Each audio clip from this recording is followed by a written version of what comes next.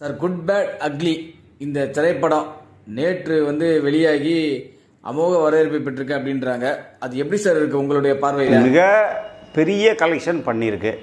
ஆக்சுவலாக அந்த படம் டீசர் வெளியான 1 மணி நேரத்தில் நீ என்கிட்ட இன்டர்வியூ எடுத்த. டீசர் நல்லா இருக்குன்னு சொன்னேன்.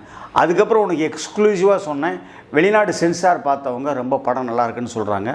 ஒரு நெகட்டிவ் பாதிக்கப்பட்ட ஒரு கேரக்டர் சிட்டிசன் அந்த மங்காத்தா அதில் கலந்து வருதுன்னு சொன்னேன். இப்போ படம் பார்த்ததுக்கப்புறம் ரொம்ப கிளியர். ஏற்கனவே நான் என்ன சொன்னேனோ 2 மணி நேரம் 22 நிமிஷம் ஆக்சுவலாக அந்த ஒரு ஒரிஜினல் கண்டென்ட் இருந்தது. அதை ஒரு 5-6 நிமிஷம் குறைக்க பார்க்குறாங்க.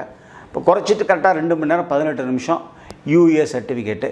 படம் உள்ளபடியே ரொம்ப அற்புதமான கதைன்னெல்லாம் நான் சொல்ல வர மாட்டேன். பட் ரொம்ப first class theatre material. Mark Antony எப்படி பண்ணுச்சோ அது மாதிரி பல மடங்கு இந்த படம் கலெக்ஷன் பண்ணோம். அஜித் ரசிகர்களை மாத்திரம் இல்லை, எல்லா விதமான ரசிகர்களையும் ஒரு கவர்ந்து ஒரு பெரிய கலெக்ஷன். இன்றைக்கி ஒர்க்கிங் டே கொஞ்சம் குறையும், பட் ஈவினிங் ஷோ நைட் ஷோவில் கண்ணாப்புன்னு ஆகிடும். சனி ஞாயிறு திங்கள் லீவு, அப்புறம் செவ்வாய் புதன் கிழமை போனால் வியாழக்கிழமை மட்டும் அந்த ஒரு 3 நாள் கொஞ்சம் ஸ்லாக் இருக்கும். வெள்ளிக்கிழமைக்கு அப்புறம் திரும்ப வெள்ளி சனி ஞாயிறு லீவு. ஸோ ஒரு மிகப்பெரிய பாக்ஸ் ஆஃபீஸ் பண்ணோம். எல்லாராலையும் ரசிக்கக்கூடிய ஒரு படமாக இருக்குது சார். வசூல் ரீதியாக இந்த திரைப்படம் எப்படி சார் இருக்கும்? வசூல் ரீதியாக மிகப்பெரிய வசூல் இருக்கும்.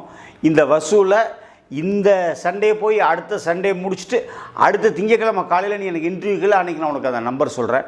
இப்போ இன்றைக்கி நம்பர் காலையில் ராகுல் போடும். ஸோ அதெல்லாம் பண்ணியிருக்கு. ரொம்ப ஒரு மாதிரி பெரிய கலெக்ஷன். ஒரு மாதிரி சினிமாவே திரும்ப ரிவைவ் ஆகிருக்கோ, மறுபடியும் தியேட்டருக்காரங்களுக்கு எல்லாத்துக்கும் ஒரு புத்துயிர் கிடைக்கிற மாதிரி ஒரு விஷயமா இருக்குது.